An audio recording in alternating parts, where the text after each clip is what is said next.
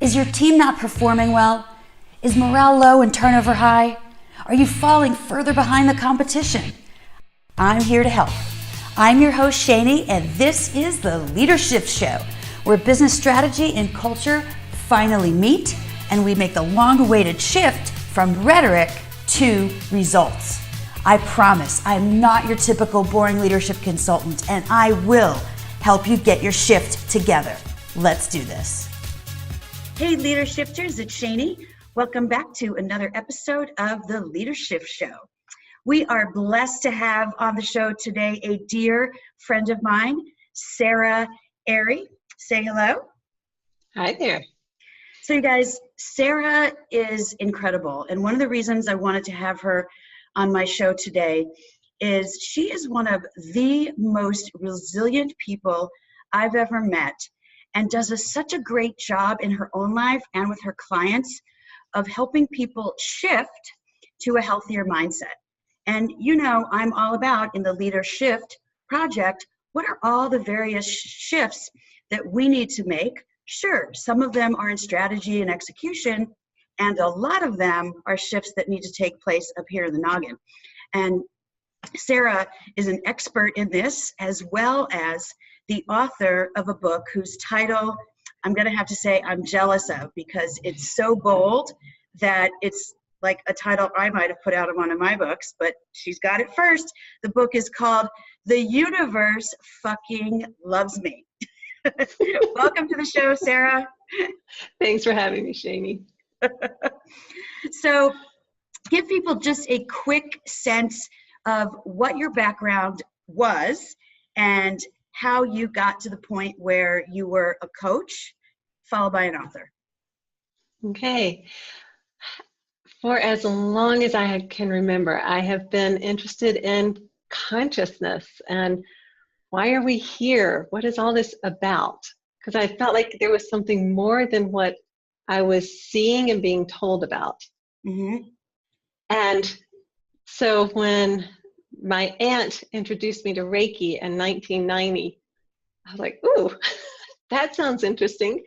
And I've always just kind of jumped into things that felt like they would be expansive, even though I didn't always have that vocabulary.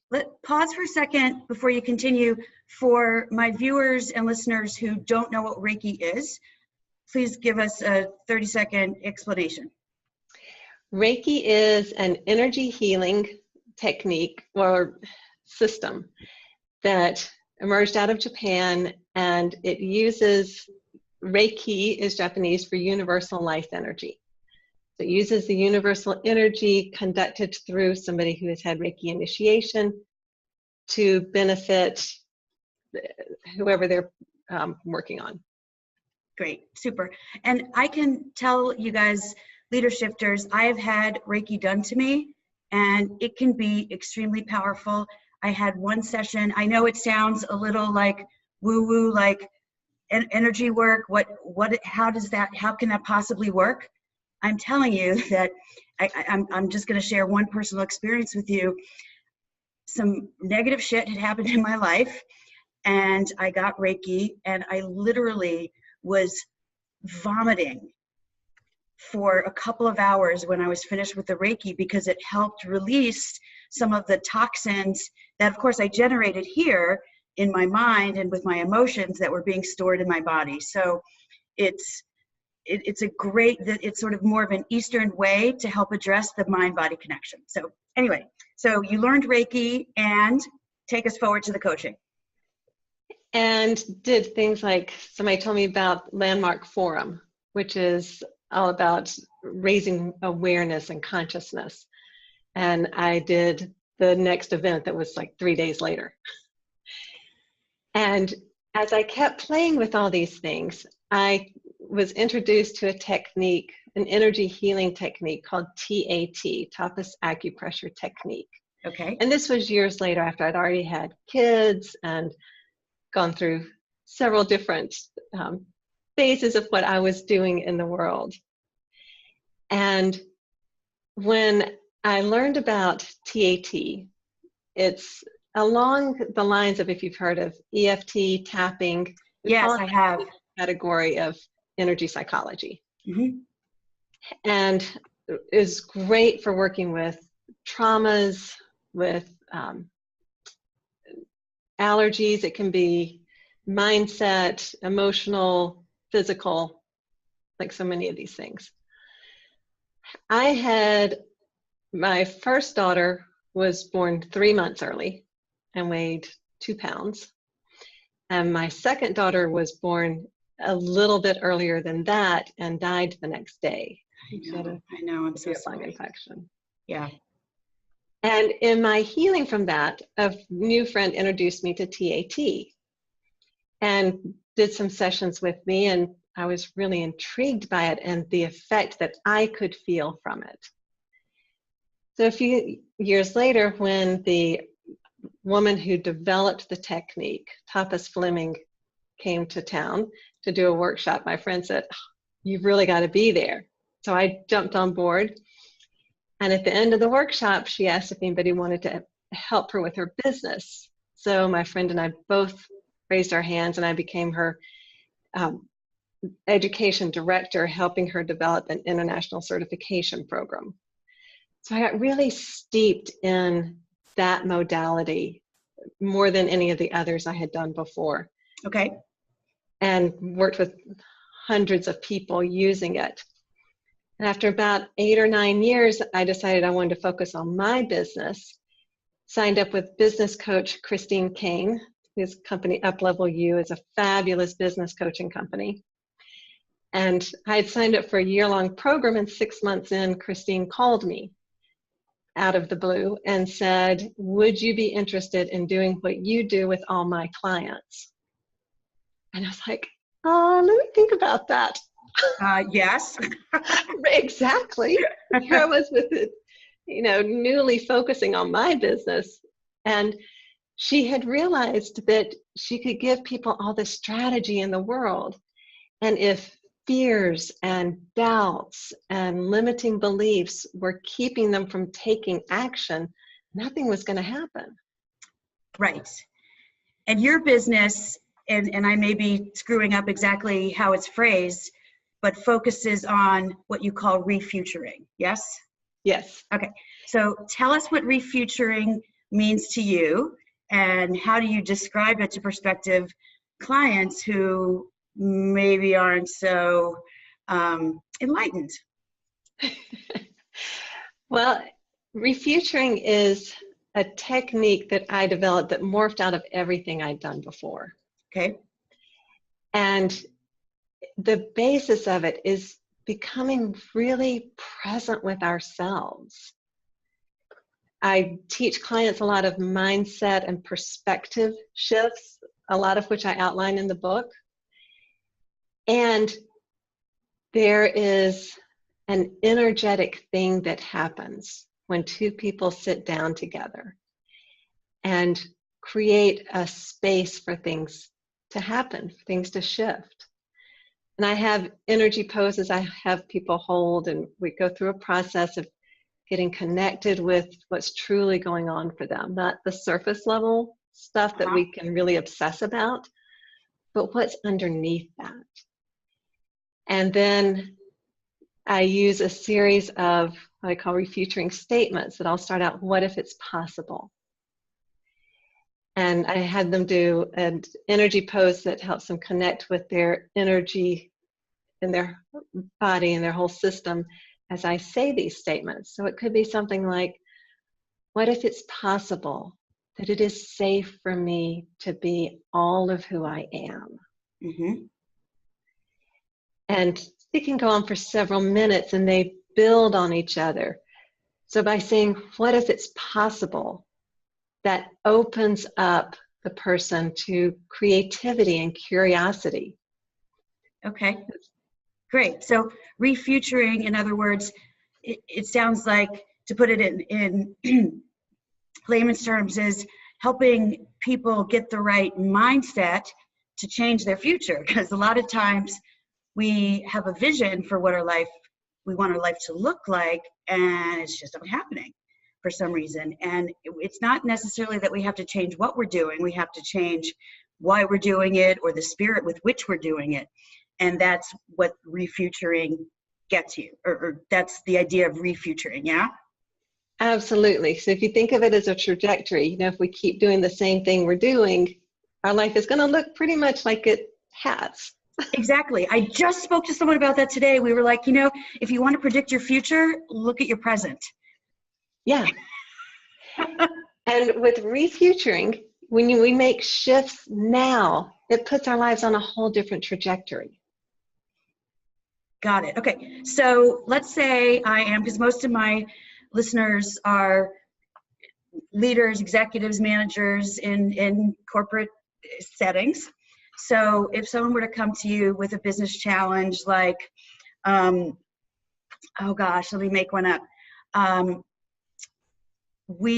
So I manage a sales team, and that sales team is really, really, they're stretched too thin because we had some downsizing, and our competitors are undercutting our prices, and so we're having a hard time making our numbers. I made that up, but I didn't make it up, right? Because lots of people experience something along those lines or close to it. How could you help that sales leader refuture? Like, what kind of things might you say to me? Well, first of all, when something happens, we're taking it in on a lot of different levels. Mm-hmm. So there's the thing that's happening, exactly what you described. But then it's also about how is it resonating inside of us. Yep. So it's not just this situation, it's the times in the past when you have felt pressured or inadequate, or like you're being judged, or that everything is stacked against you. And you're carrying all that stuff into this situation, which means you're dealing with more than what's here. Yep. Yep. And it's that feeling of just weight on you. Right. And that's just the latest version of it. Exactly. Okay. And so often these things go back to childhood. Okay. So you would help me refuture so that I would handle the situation differently than I might have in the past, so that I'm no longer coming from a place of inadequacy or feeling judged, etc. Right. So part of what refuturing does is that it helps you release your stuff.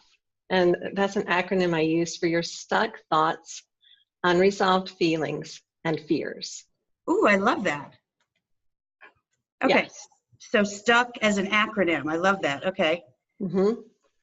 So stuck thoughts, unresolved feelings, and fears.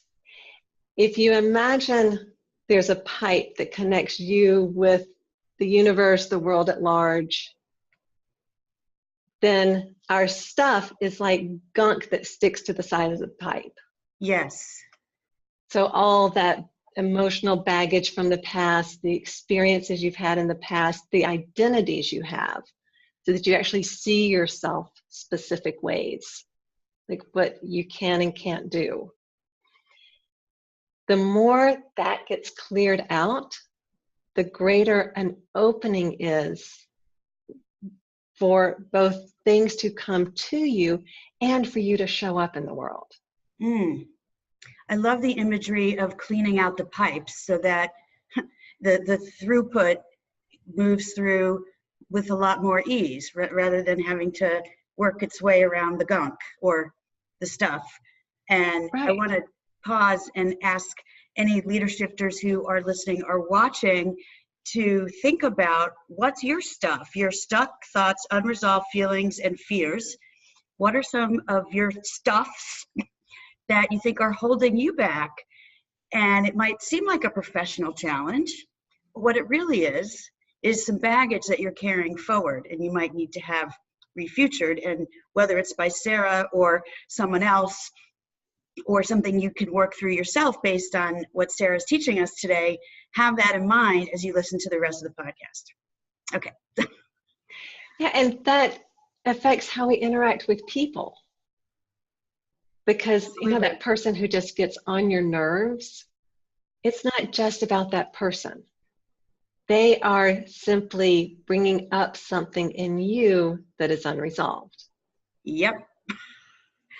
It would be like if I said, gosh, Jamie, your purple hair is fabulous.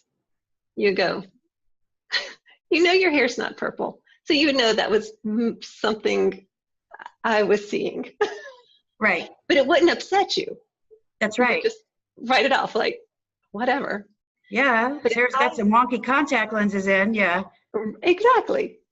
But if I said something to you that was already something that was a sore spot for you, you wouldn't see it as just my opinion, my way of seeing things.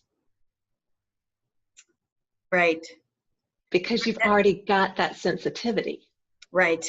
Yeah. That makes sense. It's an easy way to explain that it's not about me, it's about the other person. Yeah. Good. Well, Yeah. can we jump into talking about the book? Sure. And there's a couple of places I want to go with this. So again, folks, Sarah's book is The Universe Fucking Loves Me. Again, awesome title. So I guess let's go there first. What was the reaction you got? I mean, I obviously love the title, but I am free with profanity sometimes, and but you know, some folks aren't. And you live in North Carolina, which is still considered part of the South, where maybe those kind of words aren't typically said in polite company, let's just say. What was the range of responses you got to the title? Well, one of my more vulnerable moments was telling my parents, because I grew up in Alabama and my parents still live there. You go to hell if you say that word.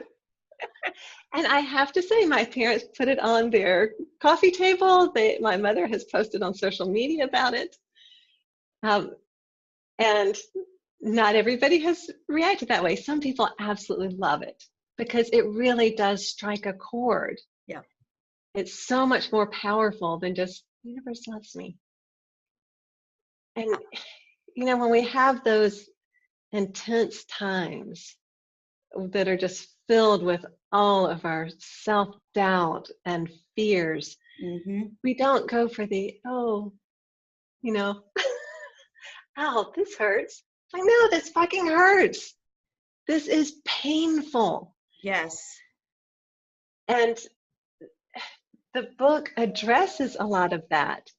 So the title needed to have the same vibration as those intense times. Love that. All right, so there's a few, first of all, I love the names of all of your chapters. They're so catchy. So every chapter title is, you know, maybe not quite as powerful as the title of the book, but they're very clever and attention getting. So there's a few, since we don't have the time to talk through every chapter, but there's a few that I wanted to ask you for a synopsis of, to give people a taste of sort of the flair that you infuse into your book. So one of my favorite ones is Lightning Bolts of Duh. So talk to us about that. We know things on different levels. So we have knowing something in our mind, like 2 + 2 is 4. I apologize for the doorbell. That's okay. This what happens on a live show. That's right. So you can Alexa, let the person in the front door with the package. You can know something in your mind like that, or knowing that the earth is round. And then you can know something in your heart that, you know, like, you know, you love someone. And it's not an intellectual thing. You could list the things you love about them, but the knowing that you love them is in your heart. Yep. And then you can know things in your body, like in your very cells. So it's not a belief, it is a knowing. Yep. The example I use in the book is knowing that ice is cold. Like, you never stop and debate about it. Right. And you wouldn't do a free webinar on, proving ice is cold, Right. because you know it. Yeah. Lightning bolts of duh are when something moves from our intellectual knowing into our experiential knowing, which is how it gets into our body knowing. Yeah. So you can have this revelation, and on the one hand, it's like, oh my God, this is changing my life. And on the other, it's like, and duh, I always knew this. So it could be something like knowing I am enough.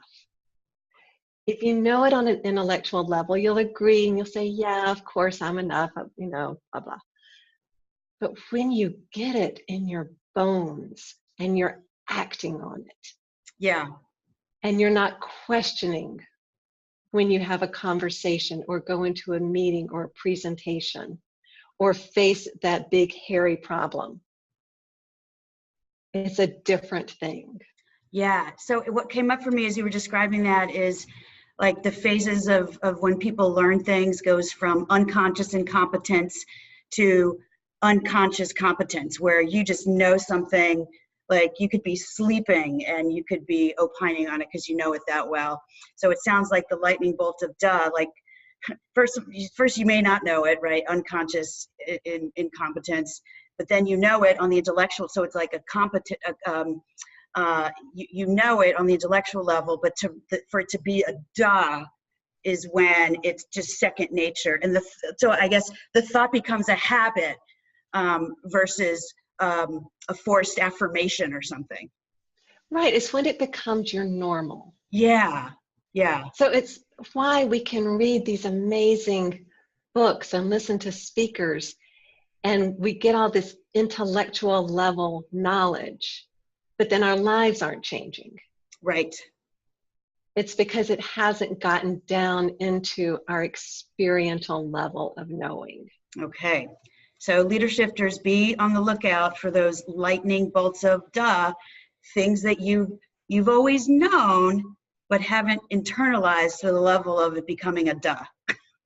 Okay. All right. So the next one is your weakness is your superpower. What's that all about?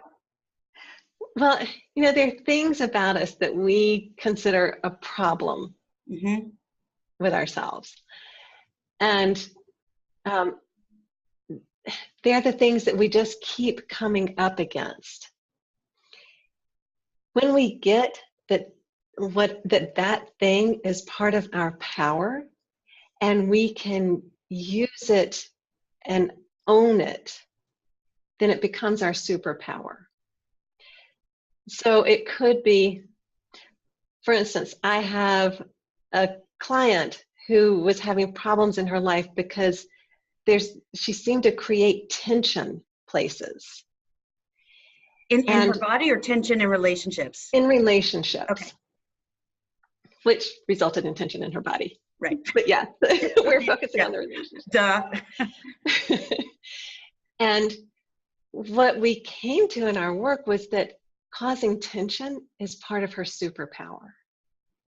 That when she is using it consciously, she is creating appropriate tension that leads people and organizations to change. Okay. And that was a whole different perspective than, why am I such a mess that I keep doing this? What's wrong with me? So it seems like same superpower, and the shift was going from telling yourself a story that I use this superpower for evil, or bad, not effectively, versus I'm using this superpower for good. And even seeing it as a superpower and not just a defect in my personality or my character. Yeah. Got it. Okay, so helping people turn around what they think as flaws and redefining them as superpowers, enabling them to see the gift in whatever that is for them. Right. Okay. And again, getting it on a deep level, not just the intellectual nod. Sure, superpower, whatever. Okay, and then this last one I loved. I actually say something like this pretty regularly why we don't do what we know to do. It's like New Year's resolutions, right? People make them all the time, and they know what they need to do to meet the resolution. For example, going to the gym, right? That's probably the most common New Year's resolution on the planet. People they know where the gym is. They know how to use the weights. They know how to hire a trainer if they were so inclined. They know how to turn on the treadmill, right? And they don't do what they know after maybe January 15th. Or for the executive who makes the New Year's resolution, I'm going to get home earlier, I'm going to spend more time with the kids, and then finds themselves stuck at work until 8 or 9 o'clock on a regular basis. We know we should be coming home to spend more time with the kids because we can never get that time back, and yet we don't do what we know. So I'm super curious for you to share with everyone what's the Sara, the universe fucking loves me spin on that. Well, it's the same thing that keeps our intellectual knowing intellectual. It's again that stuff, the stories we tell ourselves about ourselves, the fears we have. So take the example of going to the gym. Part of us really wants to get in shape, live a healthier life, have more stamina, all these wonderful things. Yep. And all of that is true. What's also true is that we have stories around not being enough. Will I know who I am if I look so different? Am I truly worth putting all this time and effort into? Will I lose my friends who really like complaining about how out of shape we are and going out for beer and pizza every other night? Yeah. Will I fail at work if I leave early enough every night to go to the gym? Because people are going to think that I'm not as dedicated as I used to be. Right. And so much, what we think other people will think about us. Uh-huh. Yeah. Interesting. So it's like there's a goal that causes us to put our foot on the accelerator, and then there's these other beliefs that it's like us putting the other foot on the brake. So we're we're not even spinning our wheels, we're going nowhere. And we are wondering what's going on because right. we don't realize how hard we're pushing the brake. Yeah. Yeah. And that comes from a part of us that so many people call a saboteur. Yep. I call it the safety self. Oh, so many okay. of these things are patterns we developed in childhood that actually provided some level of safety. Sure. And that's a part of our brain that developed millennia ago when it was important to watch out for what could be wrong.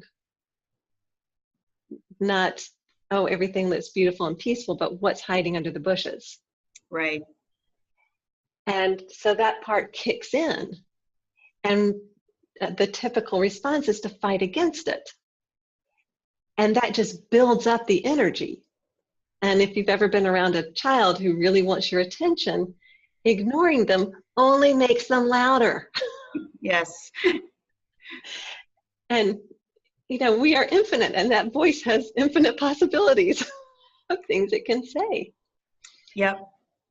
And when we can see it as, oh, this is a part of me trying to protect me, and just listen to it. Listening to it doesn't mean we have to agree with it or follow it. We just have to give it space. And then that just diffuses the struggle. Mm-hmm. And you're becoming more conscious and more aware of what's actually going on inside, behind the scenes. Right. I love the way you've reframed it as safety self, because a lot of people, as you said, refer to it as saboteur or inner critic. It's something that sounds like it's your enemy, whereas you're framing it as, hey, it's just one of the many voices in my head, or, not that, where we've all got a bunch of like fake voices in our head, but right. I mean, the aspects of who we are and how we think. And of course we have that. We we were children once, and think you're right, things that kept us safe as children, when we continue to hold those beliefs into adulthood, sometimes they're still valid, sometimes they're outdated, and we need to be a little bit more discerning about which is when. Yes. I use the analogy of putting on, imagining a coat you had when you were 8 years old, something that felt warm and protective and cozy. If you tried to put that coat on now, it would feel constrictive. And the sleeves would be up here. Right. It doesn't mean that there was anything wrong with the coat or wrong with the fact that it protected you as a child. And there's nothing wrong with the fact that it doesn't fit now. It just doesn't fit anymore. That's right. So that's an opportunity to go shopping for a new coat. Hello. And new mindsets. Yes. Without denigrating what was there before. Yeah, absolutely. So the next question I wanted to ask you about your book is, because I know how you had had the book sort of written in your head, and like many people who say they want to write a book, and I was one of them, and years and years, like more than 10. I'm writing a book this year. I'm writing a book this year, right? One of those resolutions never happened.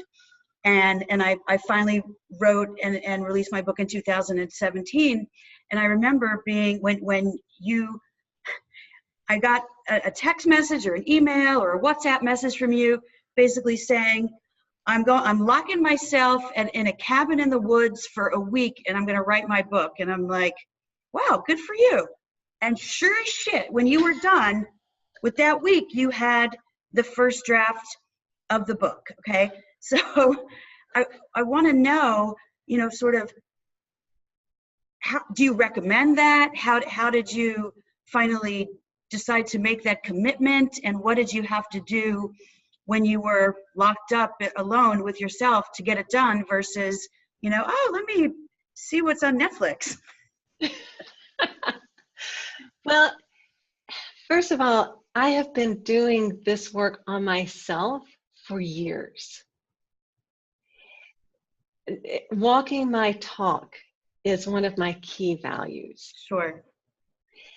So by the time I got that, I had been thinking for years, oh, I want to write a book, but I don't know about what. And I tossed around several different ideas. The universe fucking loves me is a phrase I'd said for years. I introduced it into the group that you and I are part of, and it became part of the lexicon. I was like, oh, maybe this is really a thing. Yeah. And when I got that was the title of the book, I just got inspired. I got an editor at the end of February, said, I want the book out by May. And she said, great.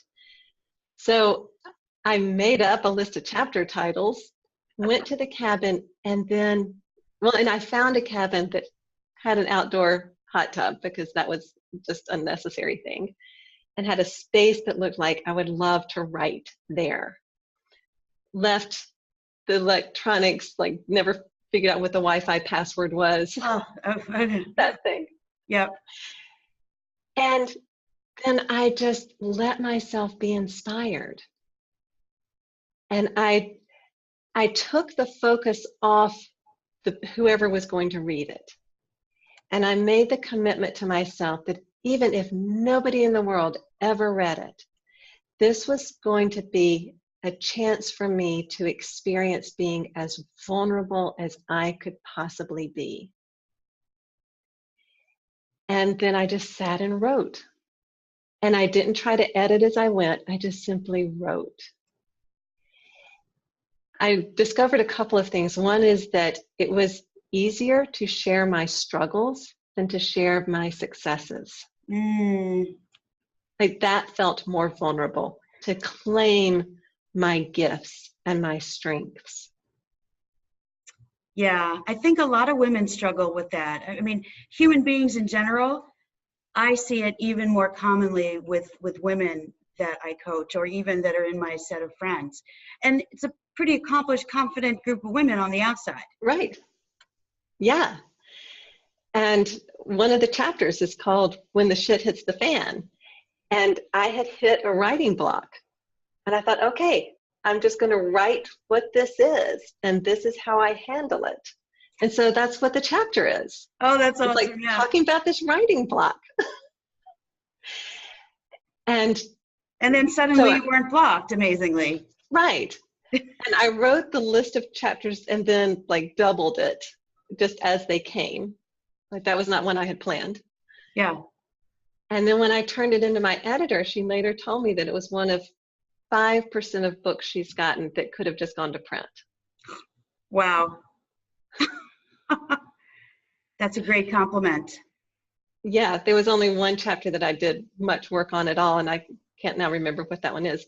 Yeah. But so that all started at the very end of February, and by May 30th, the book was launched on Amazon and had hit #1 in all 3 categories in the US and in Canada, and #1 in a couple in the UK.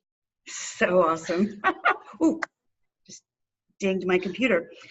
Awesome. Well, Sara, this has been so fun. I mean, always a pleasure for me to have people who I love and treasure on the show, and who, on top of that, have such useful information and wisdom to share with LeaderShifters out there. Any last words of advice you'd give folks based on refuturing or knowing the universe fucking loves them? The real gifts each of us have are what's already inside of us. And life is our chance to experience being ourselves. And whatever you do that supports you in that is worth doing. Mm. And Shani, I love what you're creating and seeing you shine this way. And love getting to play with you in this arena, as we have in so many ways. Yeah. And that's just what makes the world better and better, is when we each shine as who we are. Yeah. And collaborate with each other. Because, I mean, I know that everyone in our leadership group, we're all 24 different people. And some of us are closer than others, yet the entire tribe is a cohesive group, and we learn from each other. And I think we even help lend our gifts to each other when we need them. And one of the things that you said to me once that I share all the time now, with credit to you, I always say, my friend Sara taught me this, and I love the imagery, is that to give to other people, it's so much easier when you're already full and you're giving from your overflow versus when you're giving from a deficit, right? And for me, and a lot of my clients, it shows up in self-care. Like we're not completely taking care of ourselves, yet we're doing stuff for everybody else, for our clients, for our families, for our friends, for boards that we're on, and all this other stuff. And then what's left for us?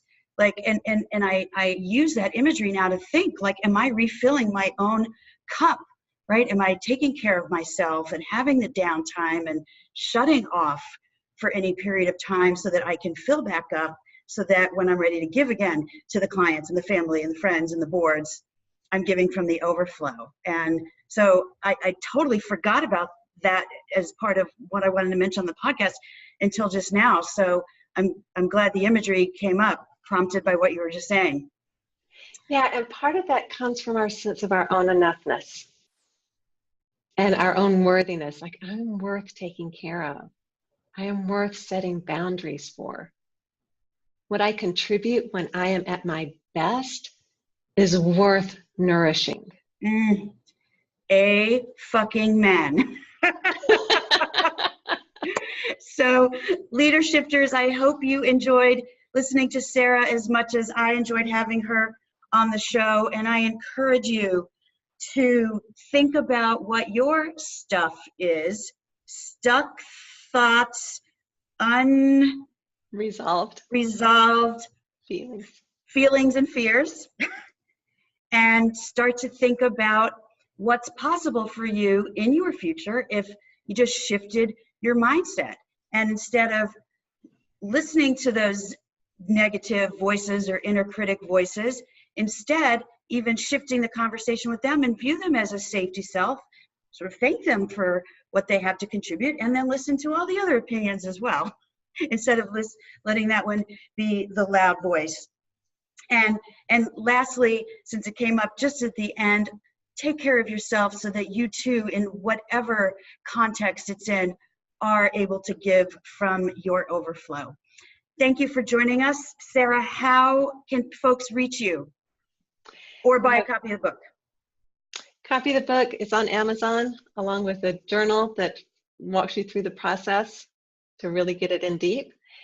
And I have a website, theuniversefuckinglovesme.com. Of course. And refutureyourlife.com. Excellent. Well, thanks so much. And LeaderShifters, as always, hit me up on social media, the LeaderShift Project, on all the social media sites, or shoot us an email at hello@theleadershiftproject.com. We'll see you next time. Mwah.